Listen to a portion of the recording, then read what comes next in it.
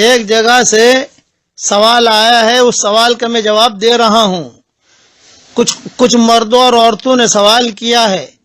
سوال یہ ہے کہ نماز، روزہ، ذکر، تلاوت کی توفیق نہیں ہوتی ہے۔ قرآن کھول کر بیٹھتی ہوں، پڑھنے کی توفیق نہیں ہوتی ہے۔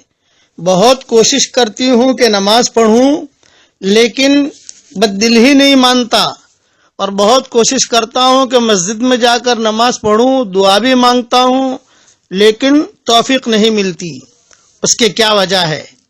جواب: عمل کی توفیق سلب ہونے کا سبب، عمل کی توفیق سلب ہونے کے اسباب میں سے ایک سبب ہے مشتبہ اور حرام کمائی ہے، کہ آدمی احتیاط سے نہ کمائے، حلال اور حرام کا کوئی امتیاز نہ کرے، مشتبہ اور غیر مشتبہ کو نہ دیکھے، پیسہ مقصود ہو جائے کہ جس طرح ہو پیسہ بٹور لو، ڈکیتی سے ہو، چوری سے ہو، رشوت سے ہو، سود سے ہو، دھوکہ سے ہو، جھوٹ سے ہو، کسی بھی انداز سے پیسہ آنا چاہیے۔ ایسے پیسے کا اثر تو یہی ہوتا ہے کہ توفیق جاتی رہتی ہے۔ کچھ چور میرے پاس آئے اور انہوں نے کہا مولوی صاحب دعا کرو۔ میں نے کہا بھائی کیا دعا کروں؟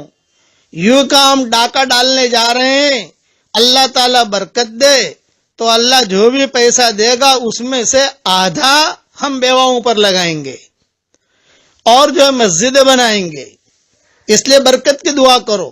اب بتاؤ، ان کے لیے یہ سمجھتے ہیں برکت، چوری کے مال میں برکت ہوتی ہے، چوری کے مال میں برکت نہیں ہوتی، اور چوری کیا ہوئے پیسے سے صدقہ بھی قبول نہیں ہوتا، حرام مال کا تو صدقہ بھی قبول نہیں ہوتا۔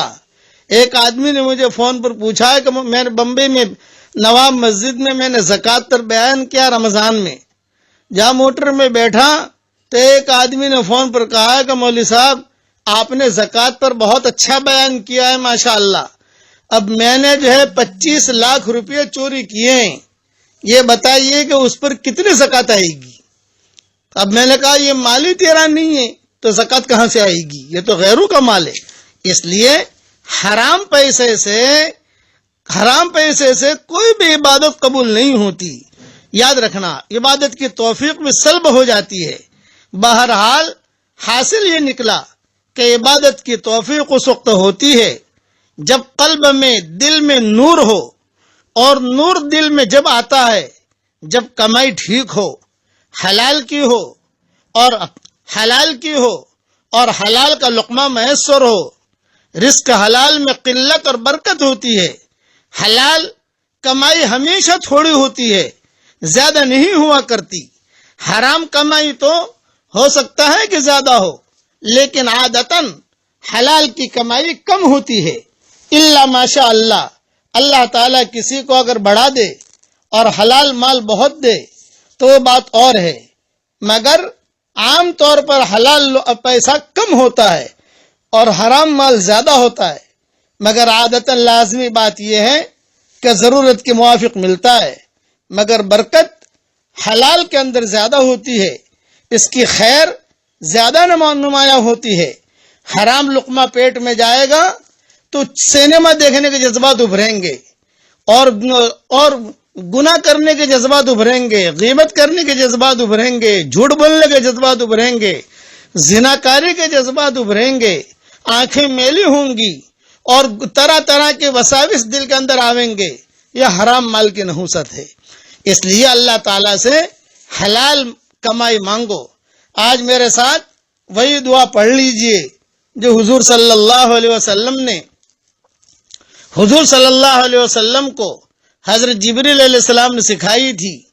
پڑھیے میرے ساتھ: اللہم ارزقنی طیبا واستعملنی صالحا، اے اللہ مجھے حلال لقمہ کھلا اور مجھے نیک کاموں میں استعمال کر۔ یہ دعا پڑھتے رہیے۔ علماء نے لکھا ہے کہ اس دعا کے پڑھنے سے بھی حلال روزی کے دروازے اللہ تعالیٰ کشادہ کرے گا۔ میں دعا کرتا ہوں کہ اللہ تعالیٰ ہم سب کے لیے حلال مال و منال کے دروازے کشادہ فرمائے، اور حرام اور مشتبہ روزی سے اللہ ہماری حفاظت فرمائے، آمین آمین۔ والسلام علیکم ورحمۃ اللہ وبرکاتہ۔ بس مجھے ایک ہدیہ بھی دینا ہے، حلال کمائی کیسے گھر میں آئے، یاد رہا تو کل کے سبق میں دے دوں گا انشاءاللہ۔ والسلام علیکم ورحمۃ اللہ وبرکاتہ، وآخر دعوانا ان الحمد للہ رب العالمین۔ اللہم صلی علی محمد وعلی آل محمد كما صليت على إبراهيم وعلى آل إبراهيم إنك حميد مجيد۔ اللهم اجعلنا ممن يقرأ القرآن فيرقى ولا تجعلنا ممن يقرأ القرآن فيشقى۔ اللهم اجعل ثارنا على من ظلمنا وانصرنا على من عادانا ولا تجعل مصيبتنا في ديننا ولا تجعل الدنيا أكبر همنا ولا مبلغ علمنا ولا إلى النار مصيرنا ولا تسلط علينا بذنوبنا من لا يخافك فينا ومن لا يرحمنا يا حنان يا منان أدخلنا الجنة من باب الريان۔ اللهم إنك قلت في كلامك وقولك الحق ادعوني يستجب لكم فدعوناك يا ذا الجلال والإكرام۔ اللهم إنا نعوذ بك من زوال نعمتك وتحول عافيتك وفجاءة نقمتك ومن جميع سخطك برحمتك یا ارحم الراحمین۔ اے اللہ ہمارے گناہوں کو معاف فرما، اے اللہ ہماری خطاؤں سے درگزر فرما، اے اللہ پورے تالی پورا والوں کو قبول فرما، ان کے قرب و جوار والی بستیوں کو قبول فرما، جتنا مجمع آیا ہے ان سب کو قبول فرما۔